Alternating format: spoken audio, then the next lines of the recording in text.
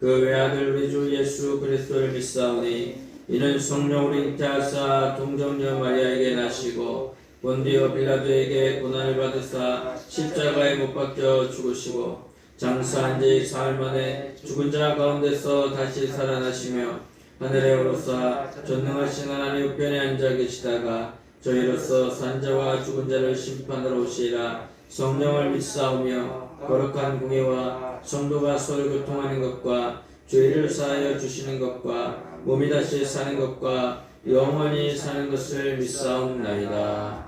아멘. 우리 찬송가 410장 찬양하겠습니다.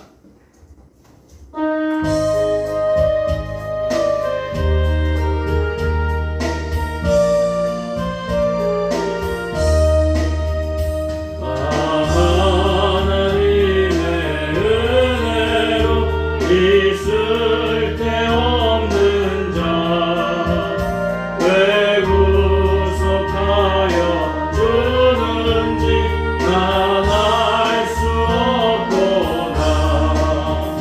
내가 믿고 또 의지함은 내 모든 형편 잘하는 주님을 돌보아주실 것을 나는 확실히 아네. 왜 내게 굳센 믿음과 보복을 주셔서 내 맘이 항상 편한지 난 알 수 없도다. 내가 믿고 또 의지함은 내 모든 형편 잘하는 주님을 돌보아주실 것을 나는 확실히 아네. 왜 내게 성령 주셔서 내 마음을 감동해 주 예수 믿게 하는지 난 알 수 없도다. 내가 믿고 또 의지하는 내 모든 형편 잘하는 주님을 돌보아주실 것을 나는 확실히 아네.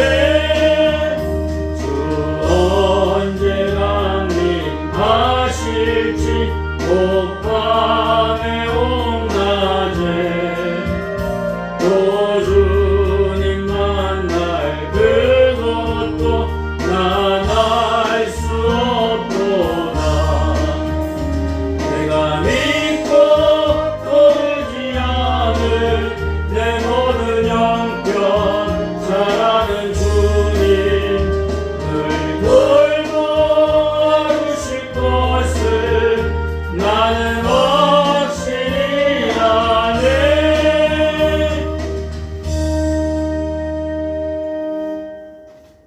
오늘 은혜 받으실 하나님 말씀 요한복음 4장 43절에서 54절 말씀이 되겠습니다. 요한복음 4장 43절에서 54절 말씀입니다. 43절에서 54절 말씀을 제가 봉독해 올리도록 하겠습니다. 이틀이 지남에 예수께서 거기를 떠나 갈릴리로 가시며 친히 증언하시기를 선지자가 고향에서는 높임을 받지 못한다 하시고 갈릴리에 이르심에 갈릴리인들이 그를 영접하니 이는 자기들도 명절에 갔다가 예수께서 명절 중 예루살렘에서 하신 모든 일을 보았음이더라. 예수께서 다시 갈릴리 가나 이르시니 전에 물로 포도주를 만드신 곳이라. 왕이 신하가 있어 그의 아들이 가버나움에서 병들었더니 그가 예수께서 유대로부터 갈릴리로 오셨다는 것을 듣고 가서 청하되 내려오셔서 내 아들의 병을 고쳐 주소서 하니 그가 거의 죽게 되었습니다. 예수께서 이르시되 너희는 표적과 기사를 보지 못하면 도무지 믿지 아니하리라. 신하가 이르되 주여 내 아이가 죽기 전에 내려오소서. 예수께서 이르시되 가라 내 아들이 살아있다 하시니 그 사람이 예수께서 하신 말씀을 믿고 가더니 내려가는 길에서 그 종들이 오다가 만나서 아이가 살아있다 하거늘 그 낳기 시작한 때를 물은즉 어제 7시에 열기가 떨어졌나이다 하는지라. 그의 아버지가 예수께서 내 아들이 살아있다 말씀하신 그때인 줄 알고 자기와 그 온 집안이 다 믿으니라. 이것은 예수께서 유대에서 갈릴리로 오신 후에 행하신 두 번째 표적이니라. 아멘. 기도하겠습니다. 좋으신 하나님 감사합니다. 오늘도 우리가 이렇게 모여서 하나님을 예배하고 찬양하게 하여 주심을 감사합니다. 그리고 또한 함께 드리지 못한 우리 귀한 성도님들에게도 하나님의 은혜와 평강이 넘치게 하여 주시옵소서. 이 땅과 이 나라에 하나님의 놀라운 은혜가 임하게 하여 주시고 하나님을 더욱더 사랑하는데 부족함이 없게끔 도와 주시옵소서. 하나님을 사랑하는 것처럼 내 이웃을 사랑하게 하여 주시옵소서. 늘 영혼이 잘된 같이 범사가 잘되게 하여 주시고 우리 삶 가운데 하나님을 더욱더 사랑하게 하여 주시옵소서. 오늘 모인 모든 사람들마다 하나님의 말씀을 들으며 전하는 자나 듣는 자 모두가 하나님의 은혜가 있게 하여 주시옵소서. 예수님의 이름으로 기도합니다. 아멘. 저는 오늘 본문 말씀을 가지고 왕의 신하의 아들을 고쳐주신 예수님이란 제목으로 같이 말씀을 나누도록 하겠습니다. 예수님께서 다시 갈릴리로 가셨습니다. 예수님이 가시는 곳마다 표적과 기사가 나타났습니다. 주님은 이틀 동안에 사람들을 진리로 인도하기를 원하셨는데 갈릴리 가나에 이르셨을 때 예수님은 왕의 신하의 아들을 고쳐주심으로 그곳에서 두 번째 표적을 나타내셨습니다. 첫 번째 표적은 우리가 알다시피 가나의 혼인잔치에서 물을 포도주로 만든 것이고 두 번째는 왕의 신하의 아들을 고쳐주신 사건입니다. 죽음을 눈앞에 둔 아들을 그저 바라보기만 하는 부모의 심정은 얼마나 애가 탈까요? 죽을 병에 걸린 아들로 인해 괴로워하던 왕의 신하가 있었습니다. 여러분, 왕의 신하라면 모든 걸 다 가진 사람 중에 하나겠죠.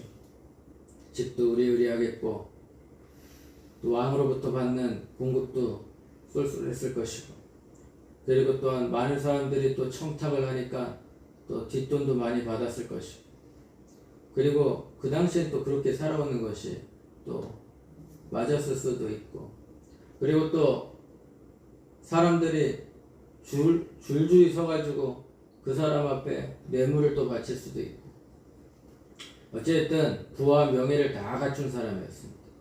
근데 부와 명예를 해결할 수 없는 것이 있으니 그것이 바로 사람의 생명입니다. 사람의 생명은 아무리 돈이 많아도 해결할 수가 없게 되는 것입니다. 한국에서 돈이 제일 많은 삼성의 이건희 회장도 결국은 연명치료를 하다가 결국 돌아가시고 말았습니다. 북한에 있는 김일성, 김정일 부자도 그렇게 사람을 핍박하고 죽이고 탄압을 했는데 결국은 죽었습니다. 우리 모두는 다 한번 태어났으면 죽게 되는 것이 이치입니다. 태어난 날은 다 사람마다 태어난 날은 똑같죠. 그런데 하나님 나라에 가는 시간은 언제인지 몰라요. 어린아이일 때도 있고 청년일 수도 있고 중년일 수도 있고 노년일 수도 있는 것입니다. 그런데 오늘 왕의 신하의 아들이 아프대요. 이 어린 아들이 아프다니 이 부모의 마음이 얼마나 찢어지게 아팠겠습니까? 눈물을 흘리고 이 아들을 살리기 위해서 백방으로 노력을 하겠죠. 예전에 어떤 어머니가 있었는데 이 여인이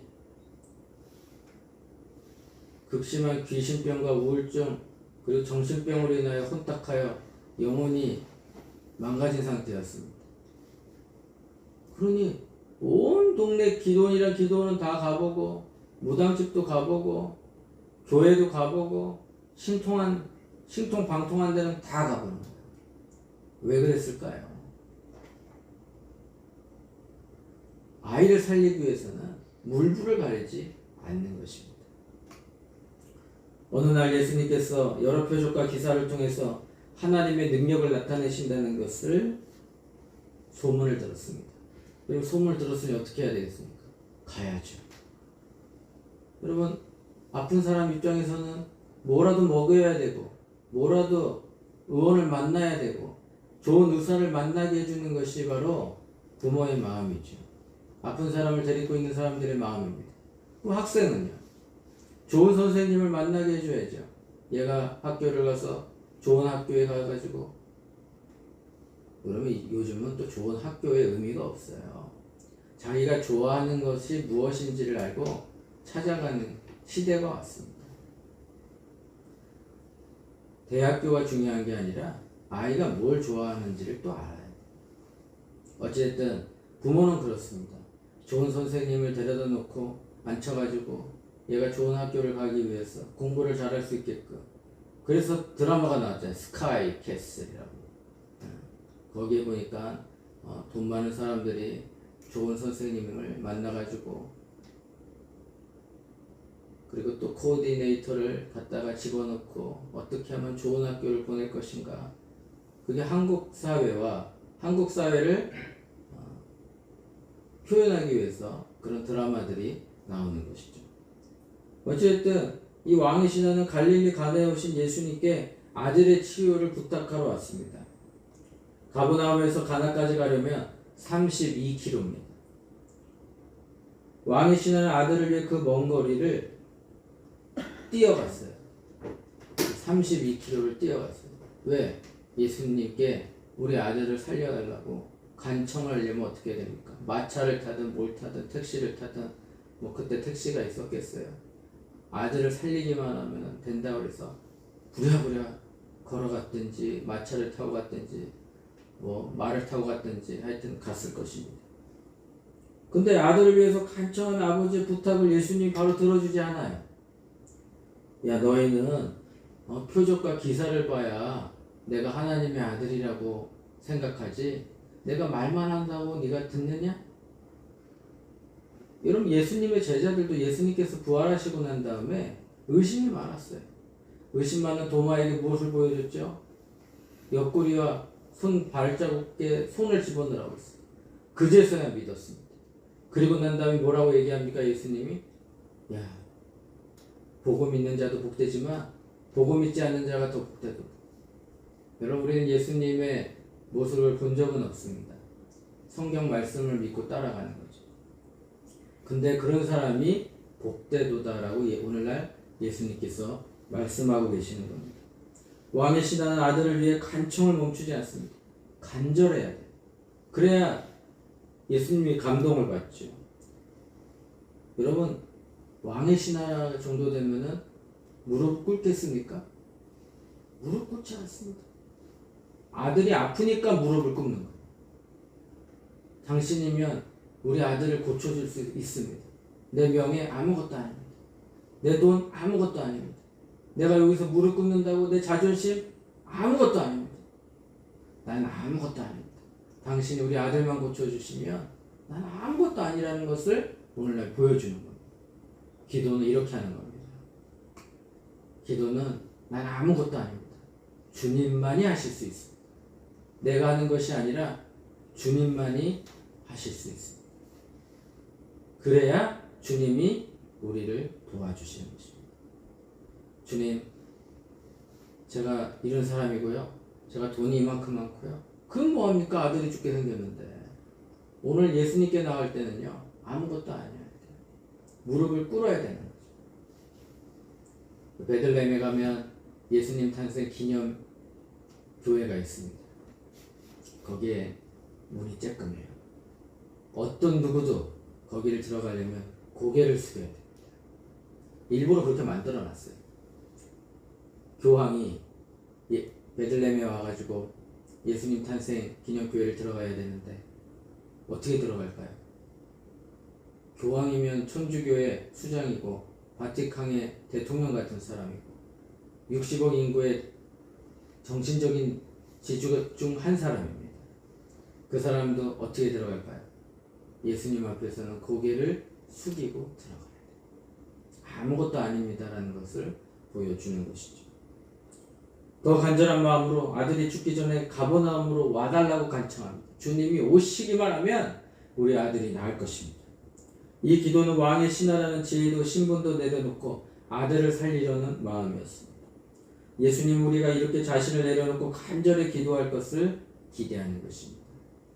우리의 기도가 기적을 일으키는 것이 아니라 주님이 우리 기도를 통해서 능력을 행하시는 것입니다. 간절한 기도로 주님의 능력을 힘있는 성도들이 되어야 될 줄 믿습니다. 아들을 위해 간청하는 왕의 신하에게 예수님이 말씀하십니다. 가라! 내 아들이 살아있다. 사람들이 이런 말씀을 들었다면 바로 반문하고 싶은 생각이 있을 것입니다. 아니, 우리 예수님이 가서 아들 상태도 안 보고 진찰도 안 하고 어떻게 가자 그러면 네 아들이 살아있을 것이다 이렇게 얘기합니까? 이거 너무한 거 아니에요? 라고 생각할 수도 있습니다. 근데 왕의 신하의 태도가 중요합니다.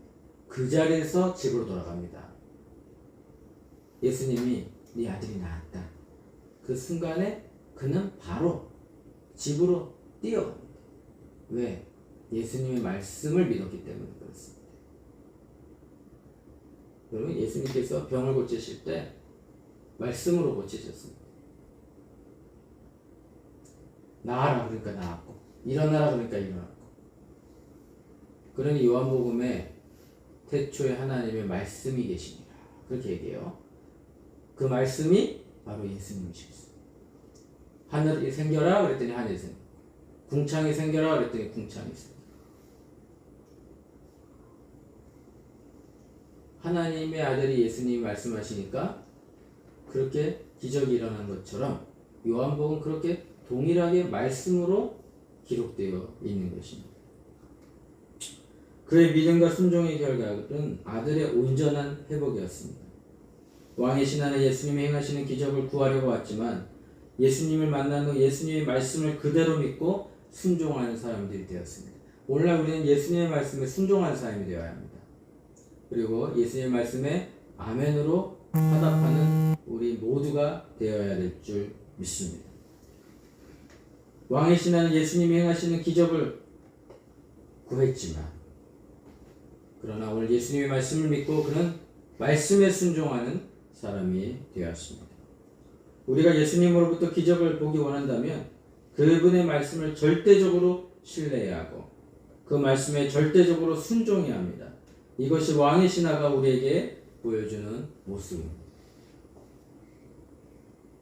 최근에 우리는 보궐선거를 통해서 청년들의 마음을 읽을 수 있었고 또한 중년의 마음, 노년의 마음을 또 선거를 통해서 볼 수가 있었습니다. 참 중요한 사실은 뭐냐면 성경에는 우리가 어떤 사람이 뭘 하다가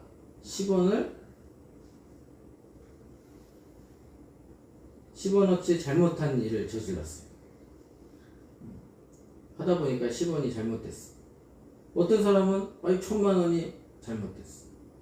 10원 뇌물을 받은 사람과 1,000만 원 뇌물을 받은 사람과 1억 뇌물 받은 사람과 100억 뇌물을 받은 사람이 있어. 근데 성경에는 이렇게 써 있어.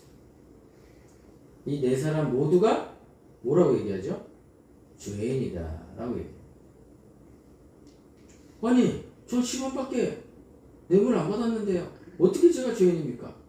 저 1,000억씩 받아먹은 사람보다는 제가 너무 착하지 않습니까? 이런 기준이에요. 근데 성경은 뭐라고 얘기하냐면 그것이 죄다 라고 얘기를 합니다.